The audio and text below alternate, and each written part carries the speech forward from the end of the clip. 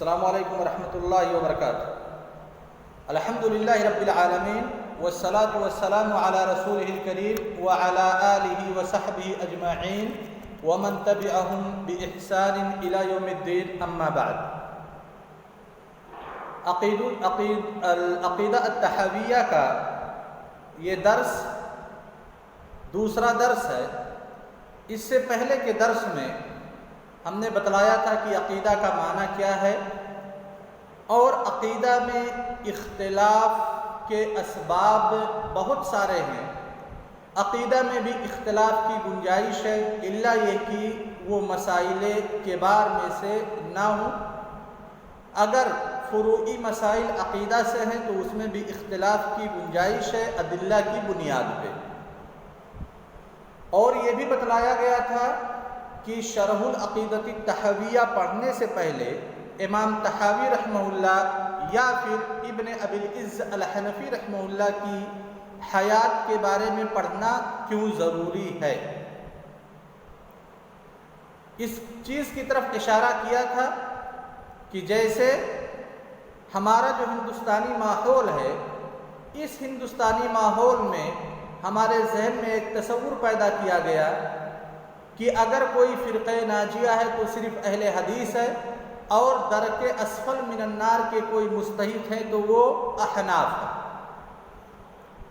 اسی پس منظر میں نے کہا تھا کہ امام طحاوی رحمہ اللہ کی سوانح حیات پڑھنا بہت ہی ضروری ہے، اور اسی طریقے سے العقیدہ الطحاویہ کے شارح ابن ابی العز الحنفی رحمہ اللہ کی سوانح حیات بھی پڑھنا ضروری ہے۔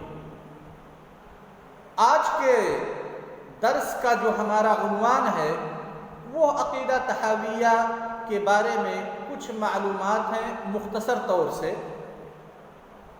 قبل اس کے کہ ہم عقیدہ طحاویہ کو شروع کریں، ضروری سمجھتے ہیں عقیدہ طحاویہ کے بارے میں کچھ معلومات حاصل کر لی جائے۔ سب سے پہلا نقطہ ہمارے موضوع کا ہے، جو عقیدہ میں کتابیں تالیف کی گئی، عقیدہ میں جو کتابیں لکھی گئی، کتابیں لکھنے کے اسباب کیا تھے، کیوں عقیدہ میں کتابیں لکھی گئی؟ چونکہ العقیدہ الطحاویہ عقیدہ کی ایک معتبر کتاب ہے، یہ کتاب کیوں لکھی گئی؟ یا اسی طریقے سے جو عقیدہ کی دوسری کتابیں ہیں وہ کتابیں کیوں لکھی گئی، کن اسباب کی بنیاد پہ لکھی گئی؟ یہ سب سے پہلا نقطہ ہے۔ سمجھ میں آ رہا ہے؟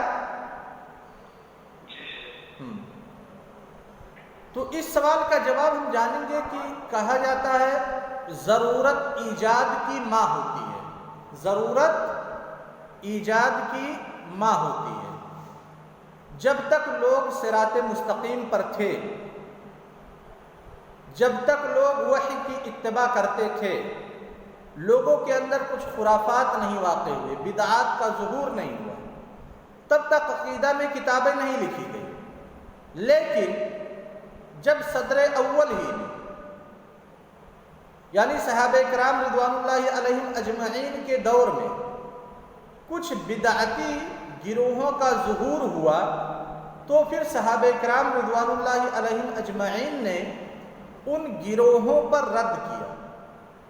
مثال کے طور پہ جب خوارج کا ظہور ہوا حضرت علی رضی اللہ تعالیٰ عنہ کے دور میں، تو حضرت عبداللہ ابن عباس رضی اللہ تعالیٰ عنہ خوارج سے ملاقات کیے اور خوارج کے جو شبہات تھے ان شبہات پر رد کیا، اور خوارج کو دعوت دی کہ آپ خارجیت سے نکل کر کے اہل سنت کی طرف، صحابہ کی جماعت کی طرف لوٹ آئے۔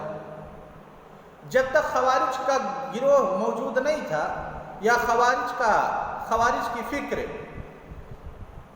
نہیں لوگوں میں منتشر ہوئی تھی، تب تک اس کی تردید کی کوئی ضرورت نہیں محسوس کی گئی۔ لیکن جب خوارج کی فکر منتشر ہونے لگی اور خارجیت لوگوں میں پیدا ہونے لگی، تو عبداللہ ابن عباس رضی اللہ تعالیٰ عنہ نے خارجیت کا قلعہ قمع کرنے کے لیے اپنے کمر کو کسا۔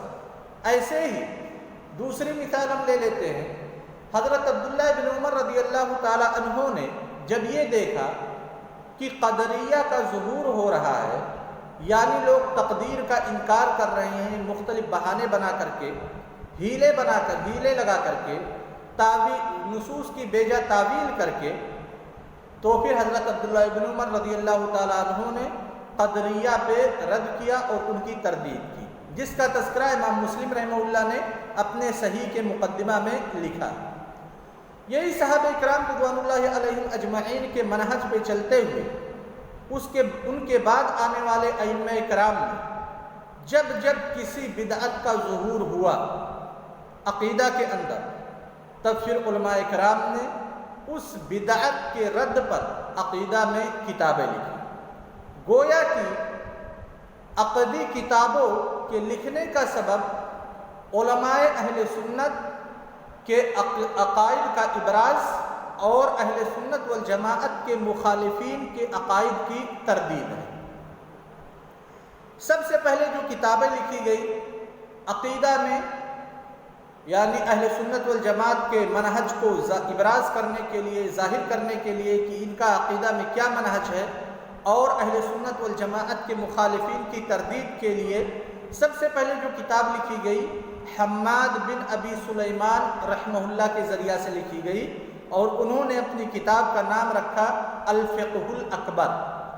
حماد بن ابی سلیمان رحمہ اللہ کے بعد امام ابو حنیفہ رحمہ اللہ نے بھی الفقہ الاکبر کے نام سے ایک دوسری کتاب تالیف کی۔ یہ کتابیں بہت ہی مختصر ہیں، چند اس میں نقاط بیان کیے گئے ہیں، کوئی مفصل کتاب نہیں ہے، اور جو بھی کتاب ابتداءً لکھی جاتی ہے کسی فن میں، وہ کتاب بہت ہی مختصر ہوتی ہے، اس میں اس فن کے سارے مباحث کا تذکرہ نہیں ہوتا۔ جیسے کہ امام شافعی رحمہ اللہ کی کتاب الرسالہ فن اصول فقہ میں لکھی جانے والی پہلی کتاب ہے جمہور علماء کرام کے نزدیک۔ اب آج کا اگر کوئی طالب علم الرسالہ کو دیکھے تو کہے گا یار اصول فقہ کی تو بہت کم باتیں اس میں موجود ہیں۔ اصول فقہ کی کم باتیں موجود ہیں کیونکہ وہ پہلی تالیف ہے، پہلی تصنیف ہے اصول فقہ میں، اس لیے اصول فقہ کے سارے مباحث اس میں نہیں آ سکتے۔ بعد میں مباحث کی تجدید ہوتی ہے جن کو اس فن میں داخل کیا جاتا ہے۔ ایسے عقیدہ میں یہ کتابیں تھی الفقہ الاکبر حماد بن ابی سلیمان رحمہ اللہ کی اور امام ابو حنیفہ رحمہ اللہ کی۔ اس کے بعد امام احمد رحمہ اللہ نے کتاب لکھی عقیدہ کے اندر، اور پھر امام احمد رحمہ اللہ اور امام شافعی رحمہ اللہ سے کتابیں لوگوں نے نقل کی، ان کے اقوال کو جن کا تعلق عقیدہ سے تھا، ان کے عقدی اقوال کو لوگوں نے نقل کیا اور پھر اس کی تدوین ہوئی۔ اگر مدونات کو دیکھیں جو علم عقیدہ میں لکھی گئی، بہت ساری مطول ہیں، بہت ساری مختصر ہیں۔ انہی مختصرات میں سے ایک کتاب ہے العقیدہ الطحاویہ، جو مختصرات ہیں، بہت ہی مختصر یعنی متن کی شکل رکھتی ہیں۔ انہی کتابوں میں سے ایک کتاب ہے العقیدہ الطحاویہ، جس کے لکھنے والے امام طحاوی رحمہ اللہ ہیں۔ امام طحاوی رحمہ اللہ یہ مذہباً شافعی تھے پہلے، سن رہے ہو نا؟ بات سمجھ میں آ رہی ہے؟ کہہ رہا ہوں کہ امام طحاوی رحمہ اللہ پہلے مذہباً شافعی تھے۔ شافعیہ کے ائمہ میں سے ایک امام ہیں المزنی، جنہوں نے امام شافعی رحمہ اللہ کی کتاب الام کا اختصار کیا ہے، اور وہ کتاب مشہور ہے مختصر المزنی کے نام سے۔ المزنی کے امام مزنی کے بھانجے ہیں امام طحاوی رحمہ اللہ، یعنی امام طحاوی رحمہ اللہ کے ماموں کا نام کیا ہے؟ المزنی۔ المزنی ائمہ شافعیہ میں سے ایک بڑے امام ہیں، ویسے ہی امام طحاوی رحمہ اللہ ائمہ شافعیہ کے ائمہ میں سے ایک امام ہے۔ لیکن بعد میں امام طحاوی رحمہ اللہ نے مذہب شافعیت کو چھوڑ کر کے مذہب حنفیت اختیار کر لی، کیونکہ ان کو لگا کہ شافعی کا جو مذہب ہے وہ حقائق سے دور ہے، یا صواب جو راجح اقوال ہیں احادیث کی روشنی میں، سنت کی روشنی میں، نصوص شریعت کی روشنی میں ان سے دور ہے، اور مذہب حنفی یہ سب سے صحیح مذہب ہے، اس لیے امام طحاوی رحمہ اللہ نے مذہب حنفیت کو شافعیت کے اوپر ترجیح دی۔ بات سمجھ میں آ رہی ہے؟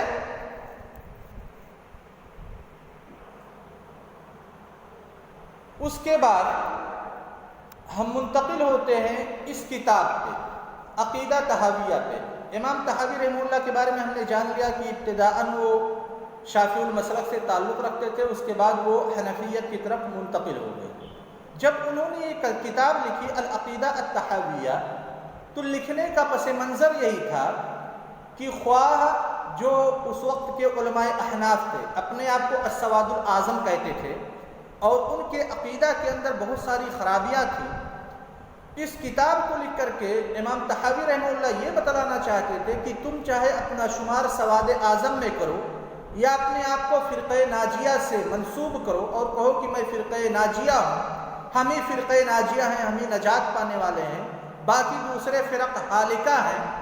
تو امام طحاوی رحمہ اللہ نے کہا کہ یہ امام ابو حنیفہ رحمہ اللہ اور ان کے شاگرد رشید قاضی ابو یوسف اور محمد بن الحسن الشیبانی رحمہ اللہ کے یہ عقائد ہیں جو طحاویہ میں، عقیدہ طحاویہ میں پیش کیے جا رہے ہیں، یہی عقائد ہیں ان ائمہ کے۔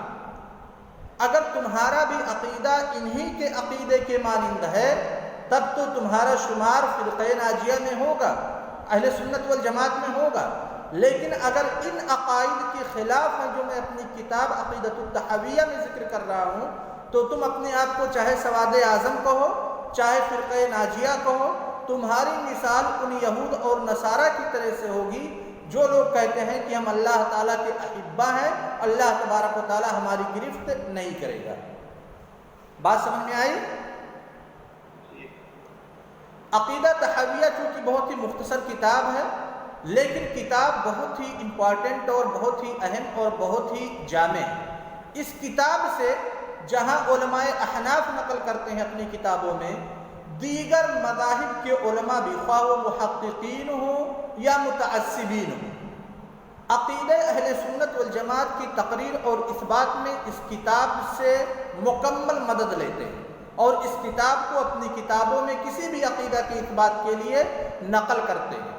جیسے کہ شیخ الاسلام ابن تیمیہ رحمہ اللہ، شیخ الاسلام ابن تیمیہ رحمہ اللہ یہ حنبلی المسلک کے گرچہ محقق ہیں، لیکن جب مجموع الفتاوی کے اندر کسی عقیدے کی تقریر اور اثبات کرنی ہوتی ہے تو عقیدہ طحاویہ سے ضرور نقل کرتے ہیں۔ ایسے ہی ابن قیم رحمہ اللہ تعالی، ابن القیم رحمہ اللہ یہ بھی علماء حنابلہ میں سے ایک ہے، لیکن ان علماء نے کبھی بھی عقیدہ کے اثبات میں یہ نہیں سوچا کہ طحاوی چونکہ ایک حنفی ہیں اس لیے ان کی کتاب سے اخذ نہیں کیا جا سکتا، بلکہ ان کی کتاب سے دونوں ائمہ کرام نے بھرپور استفادہ کیا۔ اب اس کے بعد منتقل ہوتے ہیں عقیدہ طحاویہ پر، اور رہی بات امام طحاوی کی زندگی کے بارے میں، سوانح حیات کے بارے میں، اور ابن ابی العز الحنفی کی سوانح حیات کے بارے میں، تو انشاءاللہ ایک نوٹ بنا کر کے دے دیا جائے گا آپ لوگوں کو، ٹھیک ہے؟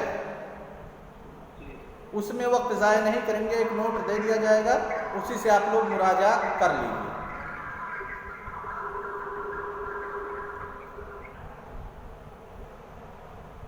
جو عقیدہ طحاویہ ہے، ہم نے جانا کہ بہت ہی مشہور اور معروف کتاب ہے، تمام علماء کے نزدیک معتبر کتاب ہے، لیکن اس عقیدہ طحاویہ پہ بعض ملاحظات ہیں، یعنی ریمارکس ہیں، سمجھ گئے نا؟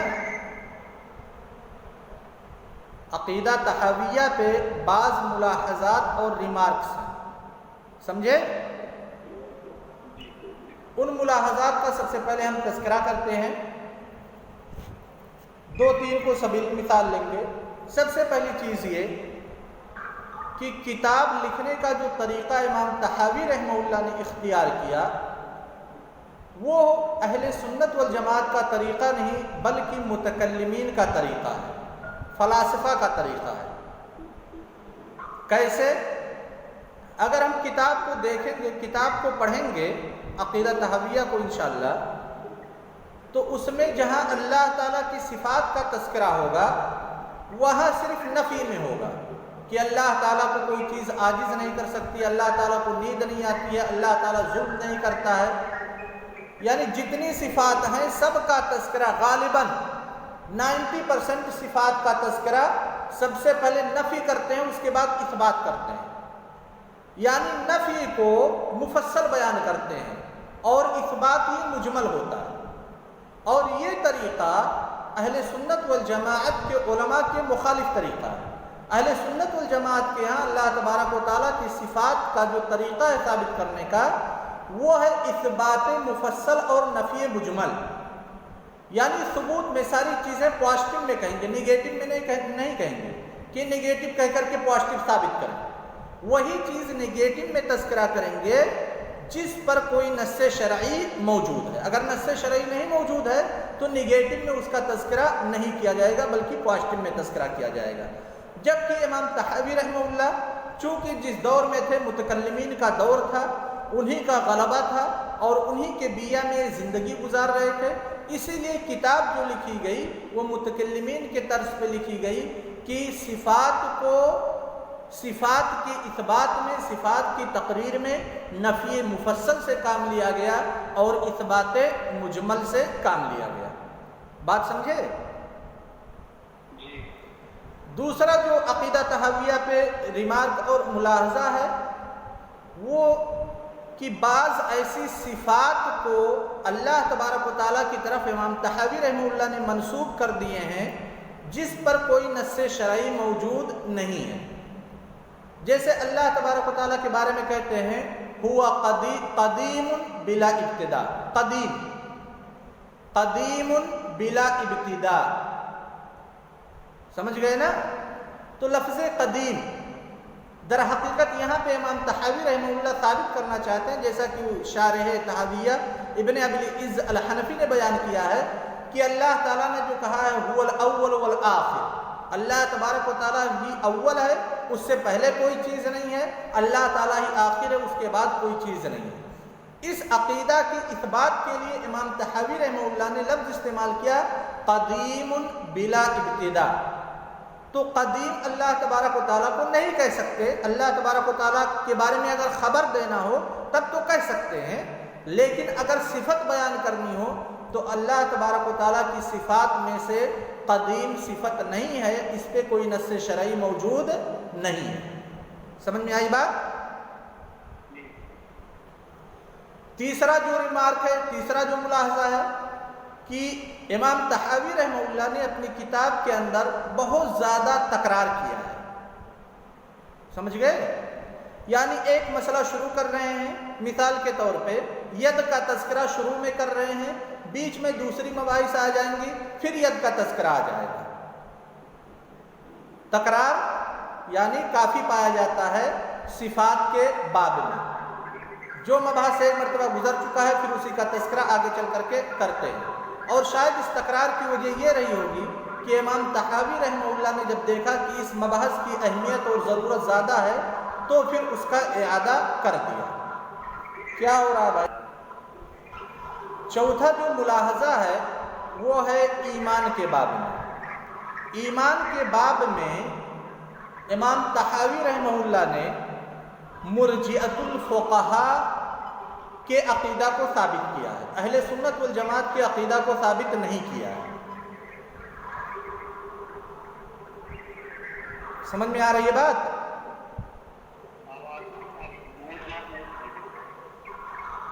ایمان کے باب میں امام طحاوی رحمہ اللہ نے مرجئۃ الفقہاء کے عقیدہ کو ثابت کیا ہے۔ جو لوگ مرجئۃ الفقہاء یعنی